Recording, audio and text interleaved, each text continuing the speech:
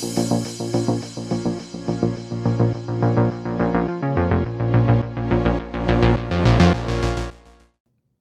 everyone.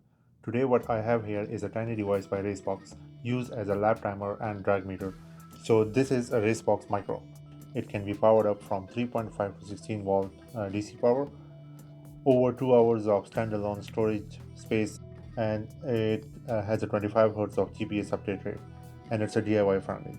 Now in this video I'm going to do a quick unboxing, and then I'm going to show that how I'm using this device in the car. I also have a discount promo code listed below in the description that can be used on Racebox website.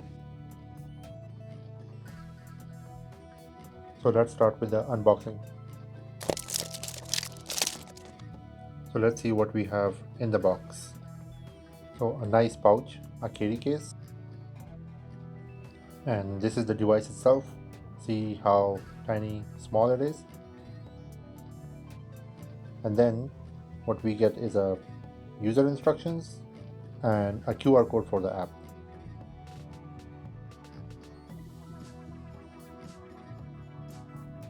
Now to open this case, what we have is these small tabs on both sides. So you can see one is right here and this right here. So if you push, see if you push it, it's gonna move, and then this is the other one. So you hold them both together and then lift up the case. Now over here you see this white tab. You just hold it and gently pull it out, and once you pull this out, it will connect this battery. Now keep in mind, this coin battery over here, this is not for powering it on. This is just here to retain the satellite data, and I believe it saves the time as well. This plug over here is for powering this device on. The red is a positive and black is a negative, and we will need like a DC power range between 3.5 watts to 16 volt to power this device on. Now we have few options over here. So to power this thing on, we have one option using the USB cable. So USB cable, you can get like a new one with the two pins, positive and negative, or like this one I'm using. I just had an older keyboard, I just cut this cable from it. So all the USB cables, they usually have like 4 wires inside. Red is for positive, black is for negative, and the other 2 are for data. So you can just remove the other 2 and use the red and black. The other option we have is using that USB cable and plug it into this phone charger for cars, and you can just use the cigarette lighter socket to power on the Racebox from the car. Or you can use any portable power bank to power this thing on using the same USB cable. Now all these options I showed before, they are like too bulky or too many things to carry around. I wanted something like simple and compact, so everything like small in size and easy to carry, not like something big. So easy to carry, small size, I can place it, power the button on, and it turns on.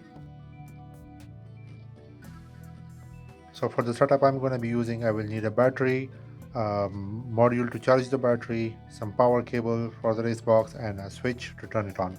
So all these components I'm going to be using needed to be connected together to make this Racebox working. And then I will need a case to put all these components together. Inside the case is going to be just one standalone device. I can place it in the car, turn on the button, it turns on, turn off the button, it turns off, and then charge the battery whenever needed. So I decided to 3D print the case, and this case design is by Etienne. I reached out to him from like Facebook group, and thanks to Etienne for providing me this file to print. This is the design, very compact, small design, and he designed it for his bike, but I'm going to be using the same to use in the car as well because I liked his design. It was compact. Then I reached out Tim, who does the local 3D printing, so I provided him the file provided by Etienne to print it for me. And this is how it came out. Tim did a really good job printing it, and now I'm gonna be doing some final touches. So the case, I started sanding it to make it smooth and ready to be spray painted. Now I'm gonna spray it with a primer paint to get it ready for paint. Now I'm gonna spray paint it black using this duplicolor automotive paint. So this is how the case came out after painting it. It came out really nice and clean. And I also printed this Racebox logo, and I'm gonna just place it over here after I install the components inside the box. Okay, now everything is installed to the case. The Racebox is right here. This is the charging module, the battery. So this is like the positive negative from the Racebox. It plugs in directly over here, so I didn't cut any of these wires. So in case if I want to remove this, I can put it back into that transparent plastic case, or if I want to use it with something else. But this is separate, and then these two cables, the negative goes directly connects to this right here, the blue one. This is negative. The positive one, it goes from here, connects to the button over here. I don't know if you can see the orange cable. It goes there, it's connected to this one, and then this yellow cable goes from here and connects to this one. So this is like a button between the positive, so I want to turn it on and off.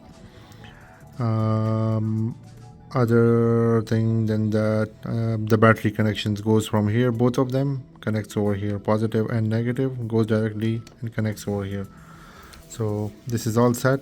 The button is on the both of the buttons, the power on off, and the one for Racebox is on the other side. Once I close it, then I'm going to show you.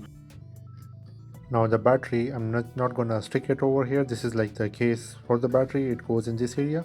What I'm going to do is I'm just going to leave it like that and close the case on it in case I want to open it up again. So it's going to be easier. I would have more room to work around. So after closing the case, this is what the final result looks like. As you can see, it came out really good, beyond my expectation. So on the back side over here, I just put a magnet sticker over here. It's not a very strong magnet, but it's still better for using it. Like if you can see, I have a speaker over here on the dash, so I can just stick this device right on top of the speaker. So just like that, I can place it over here and it's not gonna move while driving. And after placing it over here, I can easily calibrate it. So the button which was on the Racebox board is over here. I just put a small piece of rubber on it. I just had an old TV remote sitting somewhere in the drawer. I just cut the button from it and put it on top over here to make it look cleaner. And yeah, this is just for running it standalone. So if you press it, it's going to start recording. Now if you can see, this is the power button. I could have done a better job by using a filler to fill all these small marks you can see on the surface. The charging port, you just take the USB-C connector. If you connect it, see the red light is on, it's charging right here, and the next light over here is going to be blue. When it's fully charged, it's going to indicate that it's charged. These four lights you saw, these are from the Racebox device itself. It's blinking, so that means it's ready to connect to the device. And now I can just connect it to the phone. So now it's connected to my phone, and I'm not going to go into very details about the app. You guys can play around with it, but yeah, it's connected to a Bluetooth, and as you can see, I can get all the 0 to 60 results or 0 to 100 results or drag results from here. Also, so this is the video mode. If you record a video, it's going to show you your 0 to 60 timing, your 0 to 100 timing, 100 to 200, and 0 to 200 timing. So yeah, this is the Racebox device ready to be used, and I hope you guys liked it. If you guys liked it, please make sure to like the video and subscribe to my channel. Thank you.